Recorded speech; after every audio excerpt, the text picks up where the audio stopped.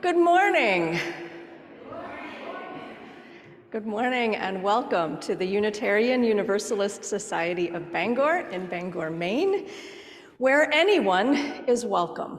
Welcome to all of you here in the building. Welcome to all of you joining online too. I am Reverend Rebecca Liberty, sabbatical minister, while Reverend Drew Moeller is on sabbatical, and I thank you for welcoming me here as well. Today's topic has three parts: prayer, service, and vulnerability. We will explore them in practice, in the sharing of joys and sorrows, or joys and concerns, and then we'll explore them also a little bit in theory during the sermon a little later. On this second Sunday, when we'll be collecting food, and when we also welcome Jamie Beck from Dignity First, I hope you will take the opportunity to talk with her further after the service over coffee. So while all of these service opportunities are going on today, it's also an especially good time to focus on service. As the UU saying goes, service is our prayer.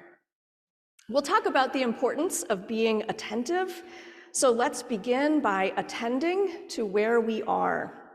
For those of us here in the building, and maybe some of you on Zoom as well, where we are on unceded Wabanaki territory, and we are humbled and grateful to be here.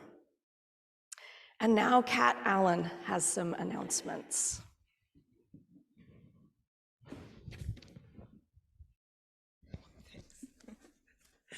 Good morning. There are several announcements today. First, a pledge update. If you are one of the 55 or so pledging units who hasn't responded, please do. We need 58,119 additional to reach our goal. The second Sunday Ringing Bells and Feeding Souls food drive is going to happen. We formed a team of drivers so everyone can bring non-perishable food items and greet drop-offs on the sidewalk following the service. Also, please note that the Spirit of Drumming is happening at 11:30 today. On the 19th, we will have a special meeting of the Society immediately following the service. Everyone is invited. We need to vote on cleaning up some inconsistencies in our local bylaws and also discuss the possible addition of an 8th principle that will be addressed at the National Convention the UUA calls General Assembly in Pittsburgh in late June. Reverend Sarah Heyman from the Ellsworth Church will be in our pulpit to provide background on the 8th principle, which addresses racism. And she will also fill us in on another substantive possible change to the UUA bylaws that includes our current 7 principles and sources. Please don't miss this day of democracy in action. We end the month with the wrap-up of the Stewardship Drive with our variety show following the service. Performers are still needed, so please let us know if you can join the fun. Remember, no talent required. We end the month with the wrap of the Stewardship Drive. Oh, sorry, I read that part already. If singing today, please use social distancing. We are in a higher risk zone at the moment regarding COVID. And we don't need any more to-go bags for bean supper. So thank you very much to everybody who's brought some in.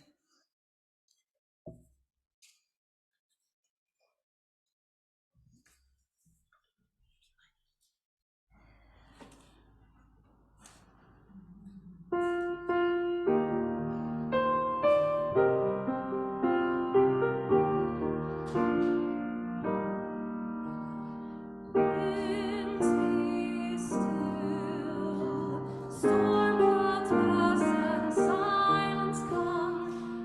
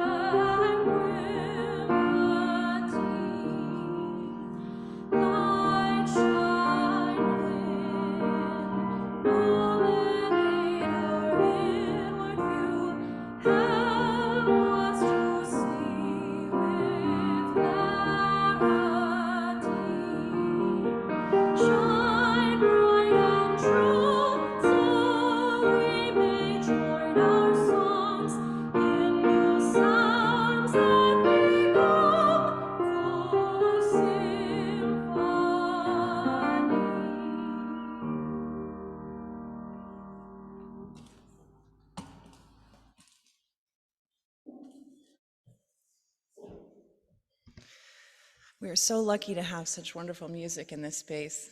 Thank you.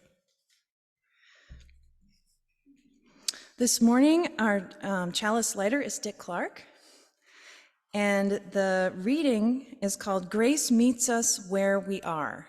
And I was just telling Rev Rebecca this morning that she's so far had an uncanny ability to choose the words that I really need to hear each week in whatever moment we're having. So I hope you enjoy this reading. It's by Reverend Gretchen Haley. There is nothing you need to bring with you to be welcome here. No right beliefs or proof of citizenship, no eternal optimism or clarity of conviction, no boundless courage or endless expertise. You do not need to know what brought you here or how you will solve that problem you are turning over and over in your mind. Your bills do not need to be paid, and your checkbook can be a mess. Your children may have been up half the night. Your hearing aids may not be working, and your knees may be creaking. You do not need to be already perfect, or even halfway, to belong in this circle where grace meets us where we are, but does not leave us as it found us. Where love resides in each of us, yet is somehow more than all. Where life still pulses and rages and heals and transforms, creating us and this day anew once again. Come, let us worship together.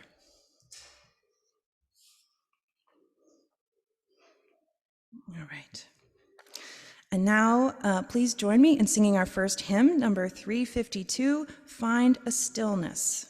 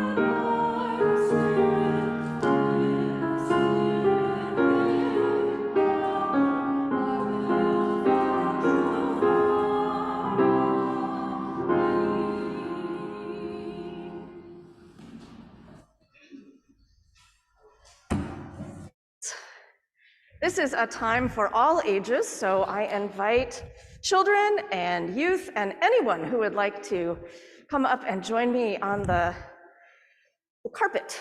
Do we call this a carpet? What do you call this? Thank you. I was going to say people of any age who can get up again after sitting on the floor.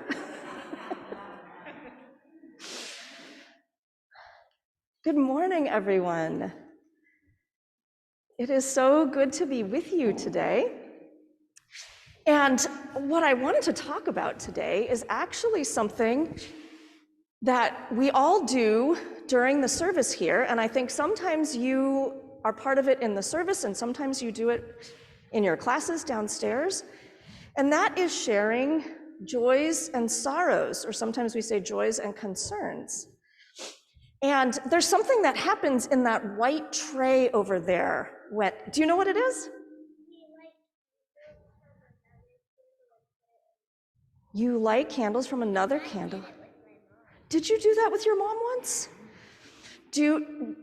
And were you sharing something that was really happy or something that was sad? Oh, thumbs down. Something that was sad, huh? Something hard. And how did it feel when you shared that?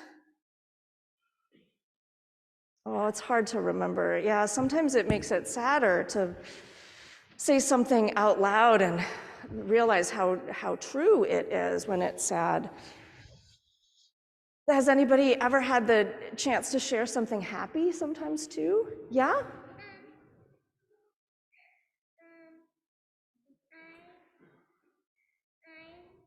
made a friend and she's my best friend now. Yeah, you made a friend and she's your best friend now.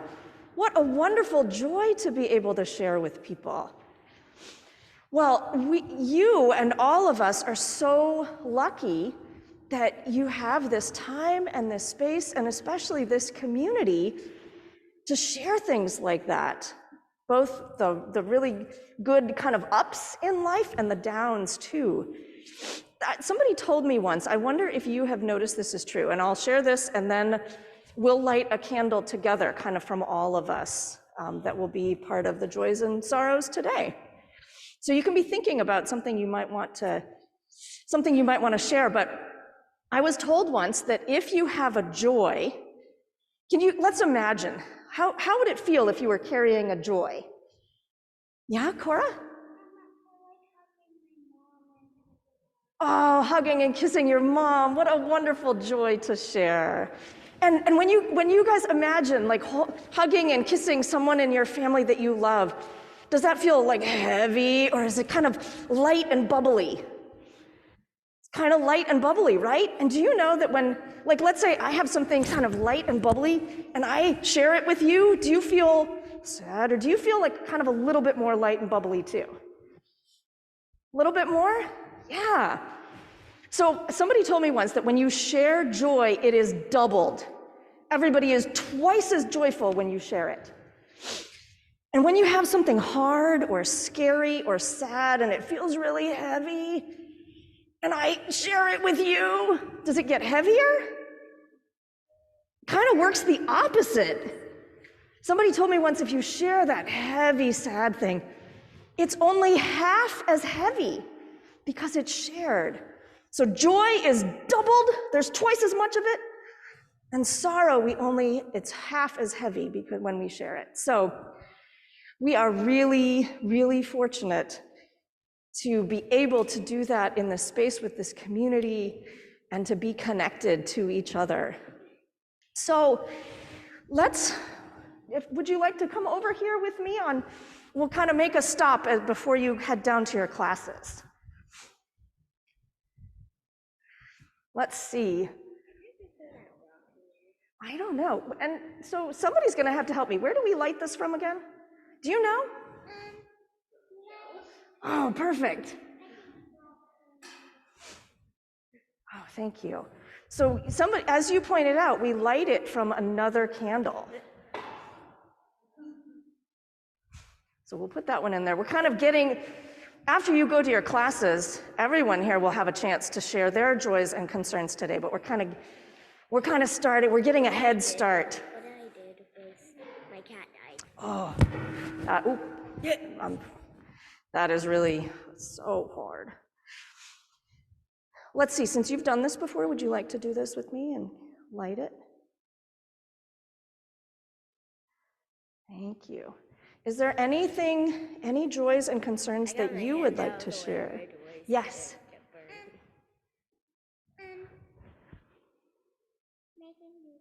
Making new friends, the joy of making new friends. Thank you. Light a candle for that? Yeah, we'll let this candle be for all of the things that you want to share. That's the microphone that other people use to talk. I'm just using this microphone to talk. Yeah, so she doesn't. So anything else that anyone would like this candle to hold today? Yeah, the smell of light, yes. Well, we will let this candle hold all of the things that you all might have on your hearts and minds today. Thank you for sharing this with us and getting us started, and we'll sing as you go to your classes. There's no Sunday school, they need to stay up here. Oh, okay. They can go in the back and play. Okay, so no classes today. Thank you for that correction. Okay, it's next week that there's no classes, right? Okay, well, we don't know about next week, but classes today, yes. Okay.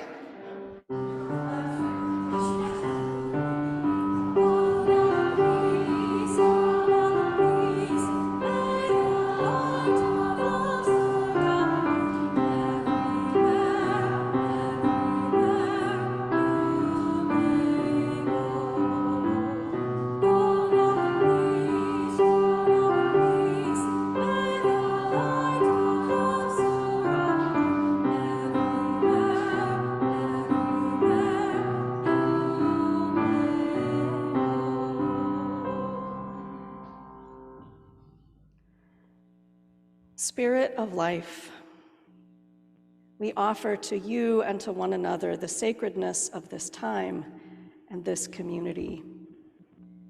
May we hold all of the unspoken joys and sorrows, especially for those who do not have a community with whom to share them. May we be aware of the burdens others carry. May we be aware of the burdens we ourselves carry. In that awareness, may we know we are not alone.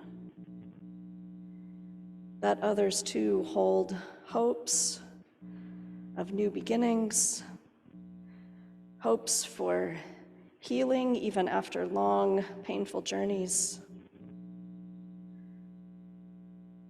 May we know that even as we hold our own and others' burdens, we are also held in a belonging greater than any of us. May we see these connections as sacred. May it give us strength and wisdom to offer ourselves to one another and to the web of life that holds us all. Amen, and blessed be.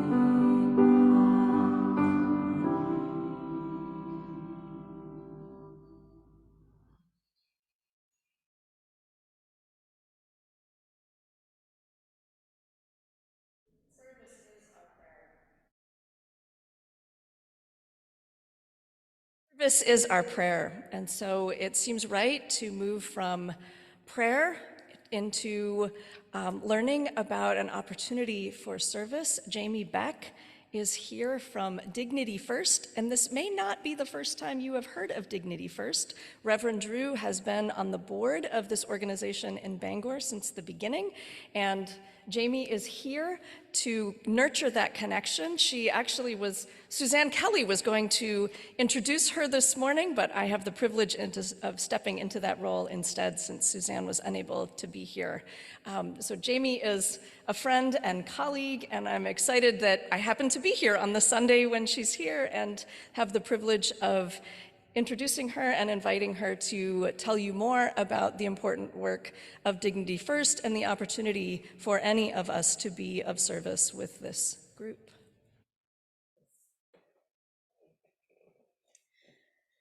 Good morning. Thank you for inviting me to share about Dignity First service within the houseless community of Greater Bangor. I've been in this sanctuary several times, but I've not taken the opportunity to participate in a worship service before today. What a warm welcome you all have extended. I feel as though I've belonged here for years. My home church is across the river at St. Patrick's Episcopal Church, and we also value hospitality, which invites a feeling of belonging. Belonging is one of the familiar feelings of home. It's the culmination of many feelings around the spaces where we feel at home, a place of permanence, shaped by stories, hospitality, a safe resting place. The inherent vulnerability seen and felt when our unhoused neighbors lack these hallmarks of home was the initiating push from the Spirit to, as your mission states, turn my prayer into service. Since establishment in 2019, after asking many questions, listening to many current and previously unhoused people and experienced professionals, engaging in new learning opportunities, dreaming, planning, altering or scrapping plans, Dignity First has arrived at our current moment in time, feeling more inspired energized and excited to grow our prayer through service using the Community First model to combat houselessness. Community First, a movement rooted in the Housing First model, turns the idea of housing readiness on its head. Instead of requiring sobriety, engagement in recovery programs, or other similar criteria to gain access to housing, Housing First begins by prioritizing the fulfillment of basic needs. By providing permanent housing first, accompanied by client-driven supports, chronically houseless people are significantly more likely to remain housed and have improved physical, mental, and financial health. While Housing First has been longitudinally studied and has proven to be an effective model reducing houselessness, Community First takes the tenets of Housing First a bit further.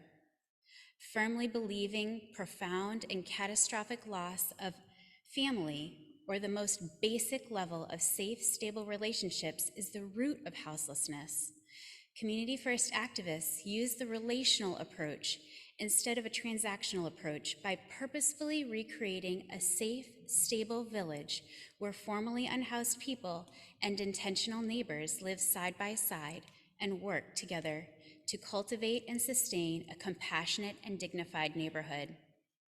Dignity First's mission is simple. We honor the dignity of our unhoused neighbors in the same bidding as the first principle of the Unitarian Universalist Church. Our mission, vision, and values also fall closely in line with the second principle, justice, equity, and compassion in human relations. Our ongoing prayer through service is to always confront vulnerability and compassion with compassion and dignity. In practice, we are creating a sustainable village of no-barrier, recovery-oriented, permanent, supportive housing for unhoused people and intentional neighbors in the Bangor area.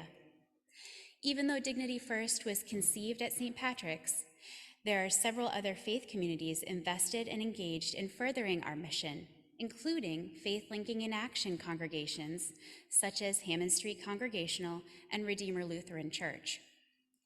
Along with the FLIA congregations, a new collective of interfaith communities called Moving in Faith and Hope developed one of their 3 ministry in action teams to support the mission and work of Dignity First.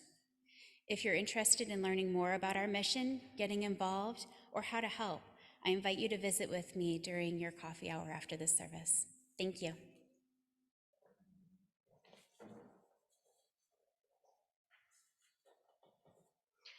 Thank you so much, Jamie. As prayer flows into service, service flows into offering.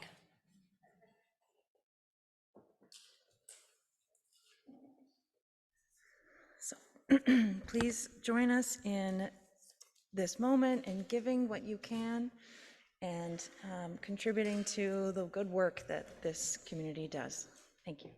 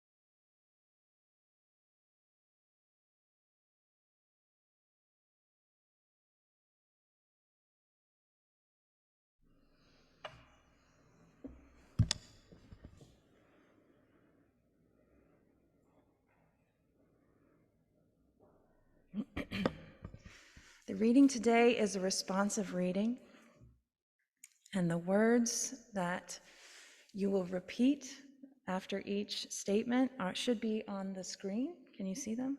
They're also in your order of service.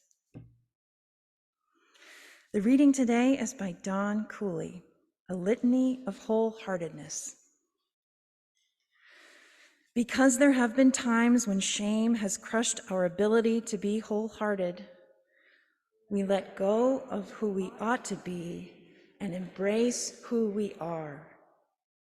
Because we have not always had the courage to be imperfect, we let go of who we ought to be and embrace who we are. Because we have struggled to have compassion for ourselves or others, we let go of who we ought to be and embrace who we are. Because we have been afraid of our own vulnerability, we let go of who we ought to be and embrace who we are. Because we are sometimes too scared to live authentically, we let go of who we ought to be and embrace who we are. Because we want to be wholehearted people, confident in our worthiness and our belonging, we let go of who we ought to be and embrace who we are.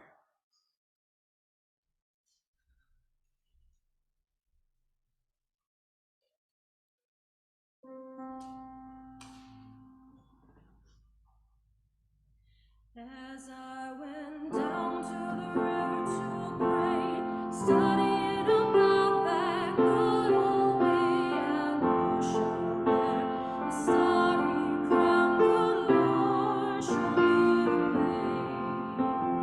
Oh, sisters, let's go down, come on down. Oh, sisters, let's go down to the river to pray. As I went down to the river to pray, studying about that good old way and who shall wear the starry crown, good Lord, show me the way. Oh, brothers, let's go down, come on down. Oh, brothers, let's go down to the river to pray. As I went down to the river to pray, studying about that good old way, oh, and who shall wear the starry crown, good Lord, show me the way. Oh, mothers, let's go down, won't you come on down. Oh, mothers, let's go down to the river to pray. As I went down to the river to pray, studying about that good old way, oh, and who shall wear the starry crown, good Lord, show me the way.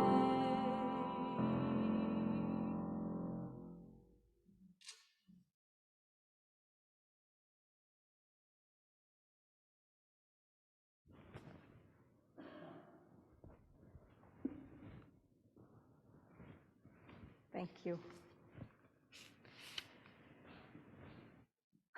I knew I wanted to talk with you all about prayer from my first Sunday as your sabbatical minister. I saw pastoral prayer listed in the program as it is today, and I had heard Reverend Drew do this before, and it felt familiar from my experience as a Christian minister. Except when I got to that part in the service, I realized that in the context of UU worship, it was not so familiar after all. And I wanted to understand from your perspectives, so I asked you all for help. And I also talked with a couple UU minister friends who had come out of Christian traditions. I am so grateful to all of you who shared your perspectives with me.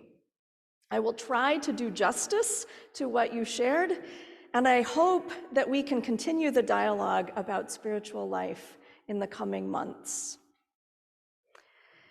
Just to be clear, I am not so interested in finding the right definition of prayer or saying something that is always true for everyone.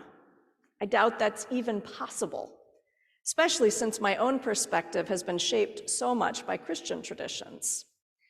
It would also be impossible to list all of the ways that people pray, with words or without, from sitting in silence to running or singing or time in nature. I am least interested in determining how we should pray. But probably you expect this kind of open-endedness. As one of you told me, being you means you get to figure out things like prayer for yourself, which can be exhausting, but ultimately rewarding. So in that spirit, today I am most interested in passing on, however incompletely, the inspiration and insight that you have given me about spiritual practices associated with the word prayer. Which brings us back to the trouble I had with my first Sunday with you. Even though I used maybe a more expansive name for God, my language still took a posture of petition, asking for something. Turns out this is actually where the word prayer comes from, meaning to ask or beg, which then raises questions about to whom or what we are directing our petitions, which is problematic if your notion of the divine is not a personal God, or at least not a personal God who responds to requests. I heard from more than one of you that you do not use the word prayer at all for this reason. But at the same time, praying to one God or multiple gods who listen and respond is foundational to many world religions. And it may be foundational to spirituality for some of you as well. A few of you noted that this kind of prayer can be comforting and stabilizing in hard times. In the Abrahamic religions of Christianity, Judaism, and Islam, God invites relationship with people, and prayer is an important way that people tend to their relationship with God. And some of this prayer happens in communal worship, sometimes in set words that have been passed down for generations. For some, this kind of written prayer makes praying feel rote and automatic and somewhat meaningless. For others, this very same kind of prayer is a beautiful and powerful connection to people in other times and places. As I said, it's hard to say anything about prayer that is always true for everyone. But moving beyond traditional religious prayer and without splitting hairs about prayer versus meditation or other spiritual practices, we're going to take sort of a big tent approach here to the word prayer. These 4 words emerged. The first one is encounter. I use the word encounter rather than conversation because prayer is not always back and forth and it's not always words. But there is this aspect of encountering another who is not our everyday ego-centered selves. There's this aspect of feeling connected, or at least acknowledging our connectedness even when we're not feeling it. We don't always know what to call this other we encounter. Spirit, or God, or the universe, love, or the life force, or even a better part of ourselves, like soul or conscience. But it seems that a clear understanding or language for whom or what we're encountering is not really required. What's more important is that when we encounter another in prayer, when we risk being seen and known, even by ourselves, it invites us to let go of our ego and our competent and well-defended selves and show up as our real and honest and raw and incompetent and weak. I could go on. It's all about vulnerability. That's what we're invited to, which is why we're talking about prayer when the UU worship theme this month is vulnerability. Prayer both requires vulnerability and it also makes us more open to it, more accepting of it. So encounter is the first word, and the second is attention. In all of the spiritual practices associated with the word prayer, we're not just glancing off another and then going on to the next thing, but we're slowing down, even stopping for a moment to pay attention to the world around us, to our own life experience and joys and sorrows. And as we embrace our own vulnerability by paying attention to that part of ourselves, it leads us to encounter and embrace others' vulnerability also, which leads us to service. The way this happens in the natural world as well as in human community is expressed well by author Jenny Odell in her book, How to Do Nothing. Subtitle, Resisting the Attention Economy. She writes about the way she started watching birds and paying attention to them. She starts by matching photos in a guidebook, but then she says, I remained observant over the seasons, learning not just their names, but what they did, or rather, who they were. And at some point, this led to something in excess of disinterested observation. Eventually, to behold is to be beholden to. To behold is to be beholden to. And this happens with people as well as birds. Odell notes that the origin of the word attention is to stretch toward, which made me think of the many things we might mean when we tell someone, I will pray for you. Not all of us use that language, but some people do. Our mind and heart and energy and hope stretch toward that person somehow, and stretch toward the divine on their behalf even. We pay attention to their experience of joy or sorrow or anxiety. And we allow that attention to go beyond disinterested observation. It changes our experience. We behold them and are beholden to them. It opens up a sacred space each time we attend to one another's joys and sorrows. I wonder if something similar might be at work in a Quaker meeting, which one of you mentioned to me. Sitting in silence with others, paying attention to spirit, stretching toward others and the divine and oneself, caught up in something beautiful and powerful beyond human ego. So we have encounter and attention, and the third and fourth words are connected: presence and practice. You might assume I'm referring to a divine presence, and certainly that is possible in prayer. In fact, in some Christian traditions, prayer is understood as practicing the presence of God. But actually, by presence here, I mean the way that we ourselves are present, the way we show up. There's something about prayer in all its vulnerability that calls us to show up as our real and authentic selves, to see ourselves and the world with clarity and compassion. And then it prepares us to be present with clarity and compassion in the world also. Well, it's simple to say, but it sure isn't easy to do. So we get to practice.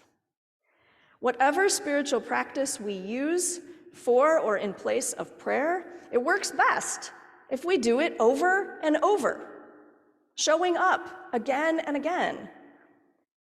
Except in this case, practice doesn't make us perfect. We just get more practiced. It shapes us over time. Christian theologian C.S. Lewis was once asked how he made sense of prayer when his own prayers weren't answered. He responded, "I don't pray because it changes God. I pray because it changes me." So maybe in our attention, our stretching toward, we are also stretching toward who we most want to become, that most authentic self of ours. Through prayer, as one of you said, we find a capacity, love that phrase, we find a capacity to love, forgive, find hope, and do for others. So encounter, attention, presence, and practice. It feels very strange to wrap this up here because there are so many things that should be said, and I'm sure I'll think of half of them on the way home. But what I really hope is that we can continue this conversation about the ways that we encounter spirit and one another in spiritual life, whatever form that takes for us. So this is not an ending, but rather, I hope, a continuation of a conversation already begun. But I'll end with this. I started by saying that the word prayer comes from a word meaning to ask or beg, to make a request. And at first, I just wanted to get rid of that idea entirely. But now I've come back around to wondering whether request is actually a centerpiece of prayer. And maybe it's not always a request of a divine being or even the universe. Maybe it's a request of us as human beings. The world really needs us to live more connected with each other and the earth, to show up in humble vulnerability, and to be of service with compassion and clarity. It's more than a request. Our presence and service are desperately needed in unjust systems and damaged ecosystems by people in pain as well as future generations. So I'll propose this about prayer, even if it still isn't true about everyone all the time. Prayer invites each of us to practice the authentic and loving presence the world most needs.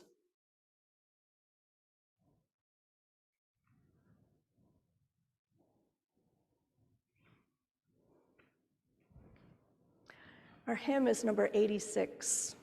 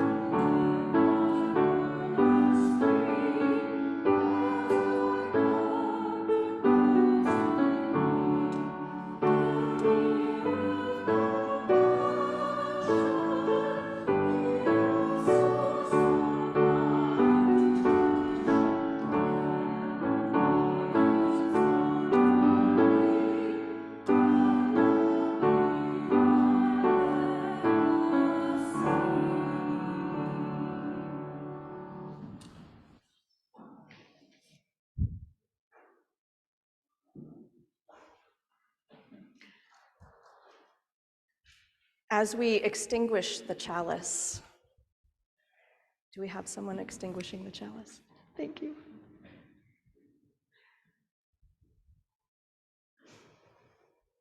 The blessing of truth be upon us. The power of love direct us and sustain us.